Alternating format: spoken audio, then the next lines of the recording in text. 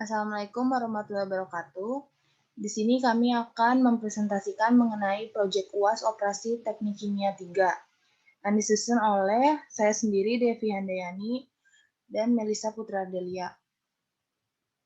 Deskripsi masalahnya. Dilihat dari diagram alir di sini, proses kristalisasi terdiri dari 3 tahap.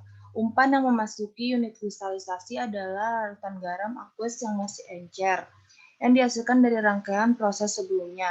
Temperatur umpan diketahui sebesar 30 derajat Celcius, temperatur operasi HE adalah 100 derajat Celcius. Fungsi dari HE ini adalah menguapkan sebagian besar air sehingga dicapai konsentrasi di mana sebagian padatan tidak dapat mengarut dan membentuk kristal. Larutan kental yang sudah mengandung kristal garam kemudian diumpankan ke unit sentrifugasi untuk memisahkan kristal dari air. Kristal yang dihasilkan dari sentrifugasi kemudian dikeringkan dari suatu unit pengering sehingga dihasilkan kristal garam dengan kadar air tertentu. Selanjutnya ada properti fisik proses.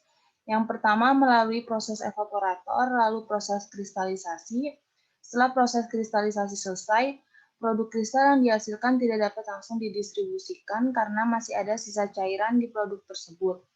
Sehingga setelah proses kristalisasi masih dibutuhkan proses pemisahan cairan dari padatan kristal. Metode pemisahan di sini menggunakan sentrifugasi dan diakhiri dengan pengeringan. Selanjutnya ada neraca massa proses evaporasi. Senyawa yang digunakan adalah AgNO3, mR-nya 170 kg per kilomol. Data hijau di sini adalah yang sudah diketahui. Data pink didapat dari hasil perhitungan, sedangkan data biru menggunakan perhitungan forecast. Feed masuk HF didapat dari MF sebesar 100 kg per jam dikali CP 4,2 dikali TF 30 derajat Celcius dikurang TRF 25 derajat Celcius. Didapat hasil HF yaitu sebesar 2100 kJ per jam. Kemudian kondensat keluarnya ada TC didapat dari TS tim masuk yaitu sebesar 145 derajat Celcius. Vapor keluarnya TF didapat dari Tsat 100 derajat Celcius ditambah BPR 3,68 derajat Celcius didapat hasil sebesar 103,68 derajat Celcius.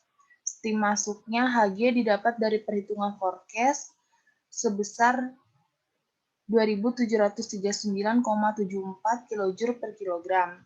Liquid keluarnya HF dapat dari perhitungan forecast sebesar 434,75 kJ per kilogram.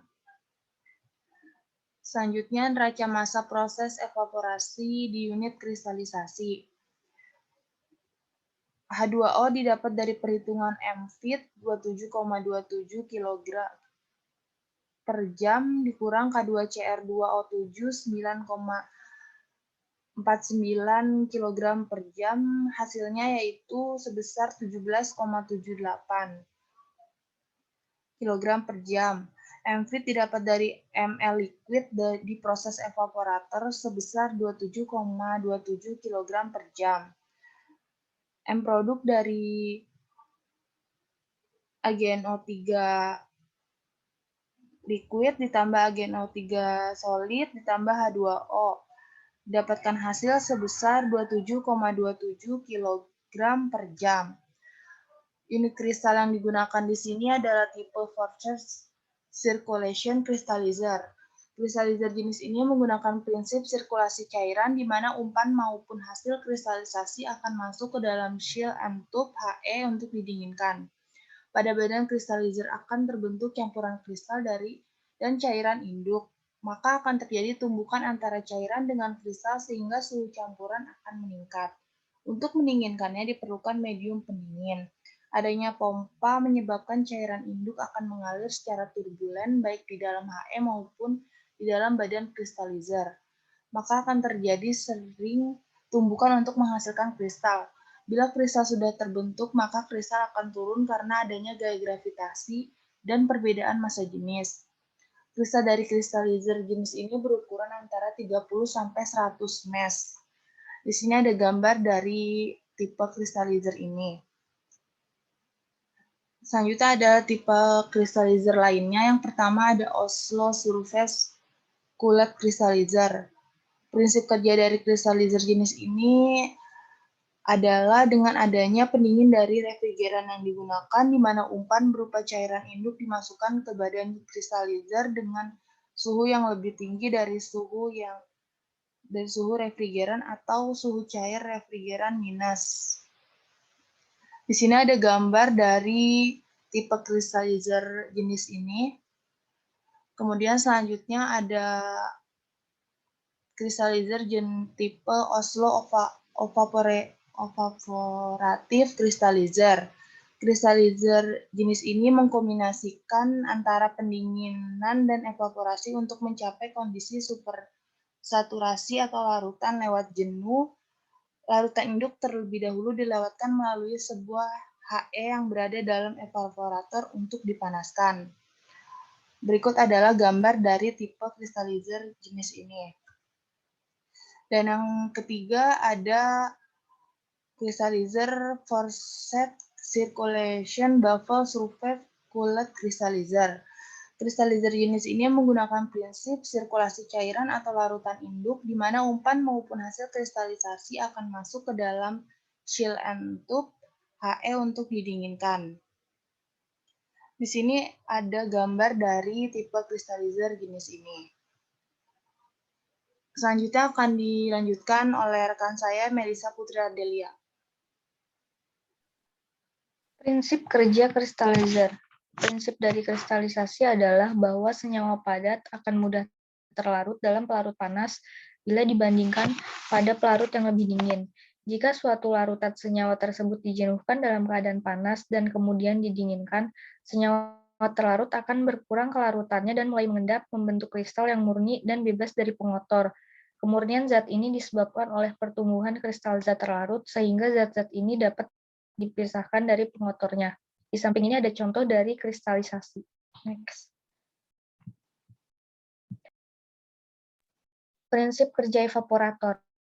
Evaporator memiliki dua prinsip dasar, yaitu untuk menukar panas dan untuk memisahkan uap air yang terlarut dalam cairan.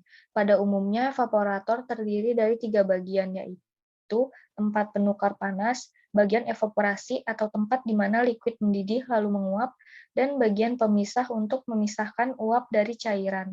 Hasil dari evaporator berupa padatan atau larutan yang berkonsentrasi, dan larutan yang telah dievaporasi biasanya terdiri dari beberapa komponen volatil atau mudah menguap. Di samping ini ada contoh dari single evaporator. Next. Prinsip kerja dari centrifuge. Prinsip kerja centrifuge adalah dengan memisahkan partikel yang terkandung di dalam suatu larutan menurut ukuran, bentuk, kerapatan molekul, viskositas dari medium tersebut, serta kecepatan rotor. Centrifuge memanfaatkan gaya sentrifugal, yaitu gaya putar yang menjauhi pusat lingkaran, sehingga pada suatu cairan, partikel yang lebih besar akan secara otomatis menjauh, sedangkan partikel yang lebih kecil akan berkumpul dan membentuk endapan di bagian tengah cairan. Di samping ini ada contoh dari centrifuge pump. Neraca massa proses sentrifugasi. Di sini TF-nya nilainya sebesar 30 derajat Celcius dan nilai AgNO3, AgNO3 liquid, solid, dan H2O-nya nilainya sama dengan yang sudah dihitung sebelumnya dikristalisasi. Kemudian nilai MF di sini nilainya sama dengan ml liquid keluaran evaporasi. Di water spirit ini nilai M liquidnya sebesar 17,58 kg per jam. T4-nya digunakan 30 derajat Celcius. MF-nya nilainya sebesar 9,687. Dan nilai AgNO3 di sini didapat dari perhitungan AgNO3 liquid masuk dan keluar aliran bawah. Untuk AgNO3 solid di sini nilainya sama dengan AgNO3 masuk, dan H2O ini nilainya sama dengan AgNO3 liquid.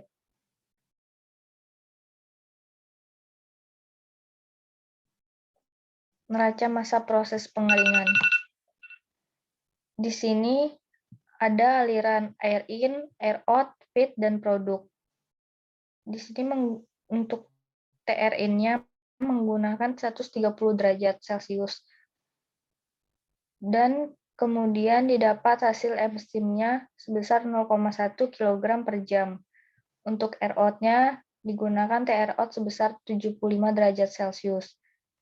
Di feed sendiri, nilai W didapat dari nilainya sama dengan ml liquid keluaran di evaporasi. Nilainya sebesar 27,27 kg per jam. Dan untuk HF-nya sebesar 30,16 kJ per kilogram.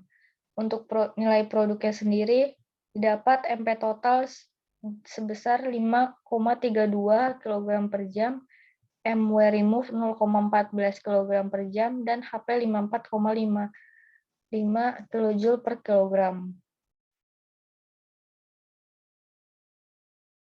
Unit dryer yang digunakan adalah tipe spray dryer. Spray drying adalah metode yang umum digunakan untuk memproduksi padatan kering berbentuk partikel dengan ukuran tertentu. Proses yang terjadi pada spray drying terbagi menjadi 3 tahap utama, yaitu atomisasi liquid, konversi droplet liquid menjadi partikel, dan penggumpalan partikel. Atomisasi ini adalah tahap yang paling krusial untuk tahapan berikut yang berlangsung di ruang pengeringan atau drying chamber. Setelah atomisasi, proses spray drying dilanjutkan dengan tahapan pembentukan partikel padatan kering. Setelah partikel-partikel padatan kering dihasilkan, tahapan selanjutnya adalah pengumpulan partikel-partikel tersebut. Partikel yang lebih berat akan terkumpul di bagian bawah drying chamber, sementara partikel yang lebih ringan akan terbawa bersama udara atau gas pengering menuju siklon dan terkumpul di bagian bawah unit tersebut. Sekian presentasi dari kelompok kami. Kurang lebihnya mohon maaf. Wassalamualaikum warahmatullahi wabarakatuh.